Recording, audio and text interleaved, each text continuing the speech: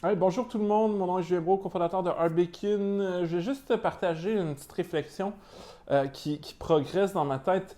Je ne sais pas si vous vous souvenez en mars de mes vidéos, tu sais, je disais oh my god, tu sais, le marché boursier au complet est en solde. Il y avait tellement d'entreprises qui avaient des valorisations qui étaient tellement basses que j'aurais aimé ça pouvoir emprunter 1 million de dollars pour investir en bourse. Et depuis mars, ben, les valorisations ont augmenté. Et tu sais, on avait perdu au niveau, puis là je parle juste pour le S&P 500, c'est peut-être un peu différent, mais c'est similaire au niveau du TSX. On avait perdu à peu près 30 quelques pourcents, peut-être 34% au creux là, qu'il y a eu en mars. Aujourd'hui, on est revenu à peu près, on a perdu à peu près 10% par rapport au sommet qu'il y a eu en février ou en janvier.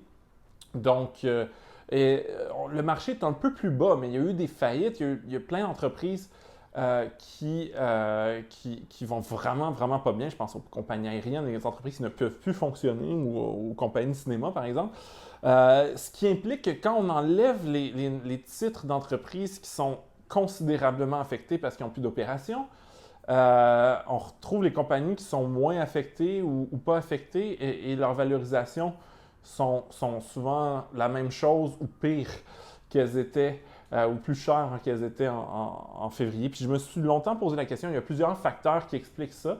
Ça semble de toute évidence irrationnel dans la mesure où il y a un taux de chômage quand même très élevé en ce moment et même si une entreprise qui n'est pas affectée, bien, le consommateur qui dépense moins va affecter l'ensemble des entreprises à terme. Selon moi, on est dans un marché relativement cher.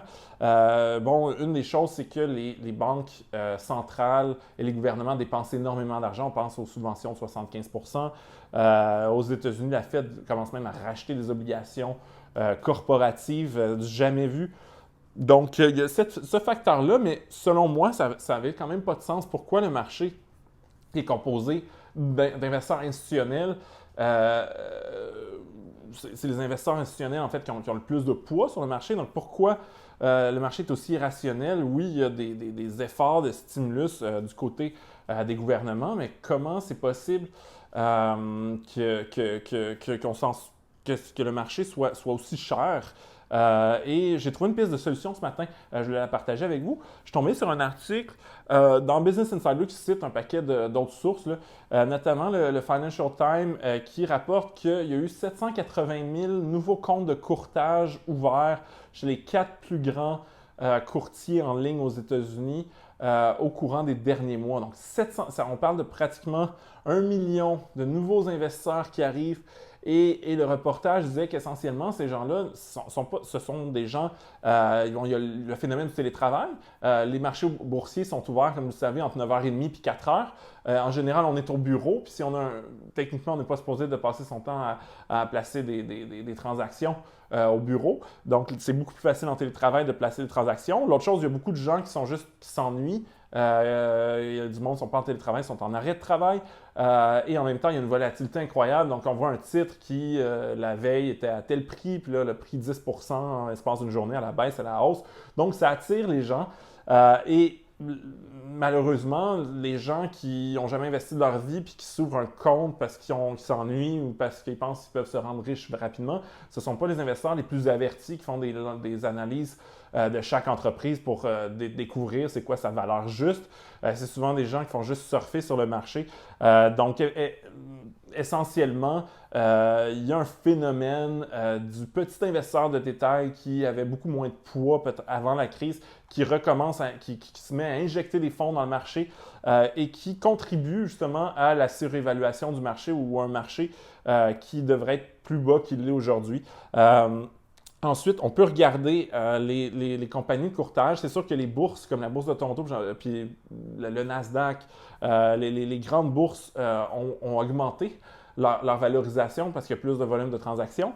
Du côté des courtiers en ligne américains, puis c'est de ça que je vais vous parler aujourd'hui, c'est un peu moins évident parce que la plupart des grands courtiers ont enlevé leurs frais de transaction. Donc, essentiellement, cette activité-là n'est pas payante pour eux. Oui, il y a une chose intéressante, c'est qu'il y a certains de ces joueurs-là qui peuvent vendre d'autres produits, que ce soit, mettons, l'investissement sur marge. Donc, ou peut-être même du côté de Schwab, ils font carrément du conseil financier et la gestion de patrimoine. Donc, ça pourrait être positif à long terme. Je ne suis pas sûr si c'est... Et en plus, parmi ces 800 000-là, c'est peut-être pas tous les clients qui vont être là à long terme. C'est peut-être du monde qui vont juste se brûler, perdre de l'argent et partir. Mais allons voir le grand leader SCHW, donc Schwab. Donc Charles Schwab.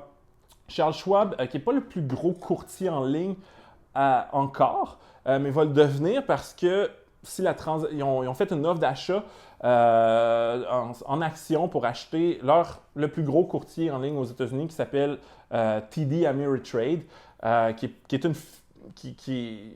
pas une filiale, c'est une entreprise cotée en bourse aux États-Unis dans laquelle la banque TD, que vous connaissez tous, a une participation minoritaire. Donc, c'est pas une filiale à part entière, mais c'est affilié à TD au Canada.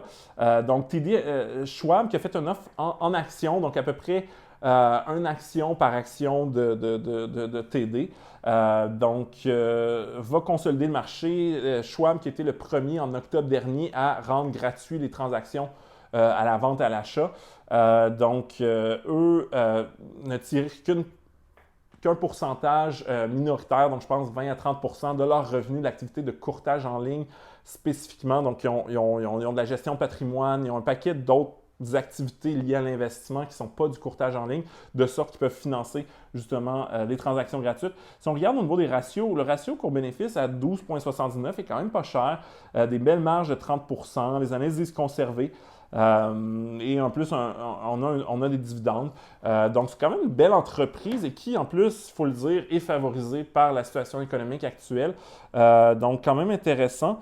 Allons voir TD Ameritrade. Et ça, la transaction n'est pas encore closée. Sinon, de toute façon, si la transaction était finalisée, l'entreprise ne serait plus inscrite en bourse, ça serait juste l'entité Schwab. Par contre, du côté de TD Ameritrade, il faut faire attention parce que peu importe comment on analyse la valeur juste d'entreprise, sa valeur est essentiellement liée à celle de Schwab à cause de l'offre d'achat qui est en action. Taux de distribution quand même très généreux à 3,6, ratio court-bénéfice à 9,67. Donc, c'est intéressant de voir que l'action est à 36 $. Et du côté de Schwab, je ne me souviens plus, ma mémoire me fait défaut, SCHW, c'était pas une action par action, mais c'était proche. Donc, effectivement, le prix semble refléter. Vous pouvez faire le calcul à la maison, voir si c'était 1,0 quelque chose par action, puis voir si ça s'équivaut. Mais du côté de TD, je pense qu'il faut regarder le prix puis voir est-ce qu'on parie que la transaction n'a pas lieu ou elle a lieu. Donc, si vous ne voulez pas faire un pari sur ça, allez voir du côté de Schwab si vous voulez vous exposer au marché du courtage en ligne. Sinon, il y a E-Trade qui est celui qui annonce le plus. Moi, j'ai longtemps pensé, à cause de ses publicités du Super Bowl, que E-Trade était le plus gros courtier en ligne aux États-Unis. C'était lancé justement avant la bulle de l'an 2000, donc c'est très associé au courtage en ligne, E-Trade. Ratio court-bénéfice à 12, belle marge de profit aussi, taux de distribution à 1,36 entre les deux, moi j'aimerais mieux investir dans Schwab parce que je sais que j'investis dans le grand leader qui en plus, puis E-Trade est plus exposé aussi au courtage en ligne, Schwab est plus diversifié. Et allons voir un quatrième joueur, puis ensuite je vous laisse tranquille pour la journée, qui est Interactive Broker, IBKR. Interactive Broker qui a quand même des activités dans plusieurs pays, incluant le Canada. Donc, il y a des filiales parce que chaque pays a sa propre réglementation en matière de valeur mobilière. Et là, on a des marges de profit beaucoup plus basses, à 6 ratio court-bénéfice beaucoup plus élevé.